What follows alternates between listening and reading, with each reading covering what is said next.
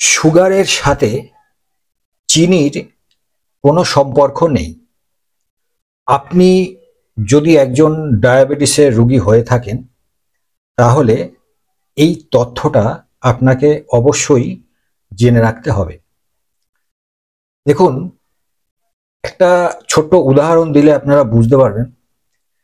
রাস্তায় যখন অনেক গাড়ি চলে, ট্রাফিক যখন গাড়িগুলোকে আটকে দেয়, রাস্তায় অনেক গাড়ির লম্বা লাইন পড়ে যায়, আর পেছনের গাড়িগুলো সামনের গাড়িগুলোকে বকাবকি করতে থাকে, কেউ হয়তো ঠেলাঠেলিও করতে পারে যাতে গাড়িগুলো এগিয়ে যায়। বাট এই চেষ্টাটা কিন্তু সফল হয় না। তার আসল কারণ হচ্ছে ট্রাফিক গার্ড। যদি ট্রাফিক গার্ডকে কন্ট্রোল করা যায়, তাহলে কিন্তু গাড়িগুলো অটোমেটিক চলে যাবে, রাস্তায় কোনো জাম হবে না। তো এখানে ট্রাফিক গার্ড হচ্ছে কোলেস্টেরল, আর যে গাড়িগুলো যাচ্ছে এটা হচ্ছে ইনসুলিন। তো আমরা বাস্তবে এই চেষ্টাটাই কিন্তু করে থাকি। আমরা বেকার বেকার গাড়িগুলোকে বকাবকি ঠেলাঠেলি করতে থাকি।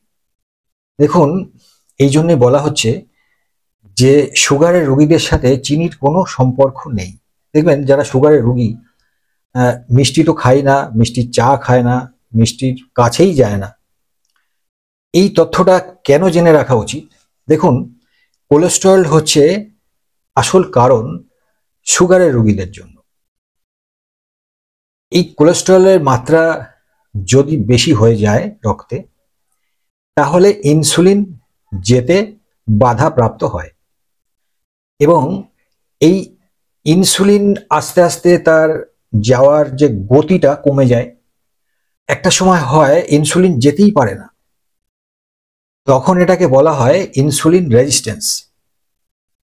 তাহলে এই ইনসুলিন রেজিস্ট্যান্সটা হচ্ছে, তার কারণ হচ্ছে কোলেস্টেরল, যেটাকে আপনাকে ঠিক রাখতে হবে, কমাতে হবে। এই জন্যই বলা হয় সুগারের সাথে, মানে ডায়াবেটিসের সাথে চিনির কোনো সম্পর্ক নেই, সম্পর্ক আছে কোলেস্টেরলের। একজন হার্টের পেশেন্ট, তার যা যা করণীয়, তাকে কোলেস্টেরলটা ঠিক রাখতে হবে, যাতে হার্টের শিরা বা ধমনীগুলোর মধ্যে কোলেস্টেরল জাম করতে না পারে, মানে ব্লাড সার্কুলেশন যাতে বাধাপ্রাপ্ত না হয়। ঠিক সেই কাজটাই কিন্তু সুগারের পেশেন্টদেরকেও করতে হবে, যাতে ব্লাডে, রাস্তায় যাওয়ার পথে, শিরায় বা ধমনীতে কোনো রকম বাধা প্রাপ্ত না হয় এই কোলেস্টেরলের জন্য। কোলেস্টেরল কিভাবে কমাবেন, এই কোলেস্টেরলের মাত্রা কিভাবে কমানো যায়, তার ভিডিও আমার চ্যানেলে দেওয়া আছে।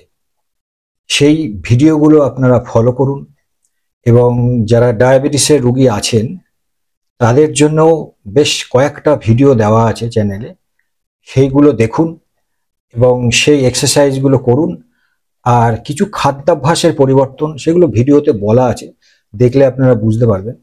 এই জিনিসগুলোকে ফলো করুন, দেখবেন আপনি অনেক বেটার লাইফ লিড করতে পারবেন, এবং যারা সুগারের পেশেন্ট আছেন খুব ভালোভাবে আপনারা থাকতে পারবেন।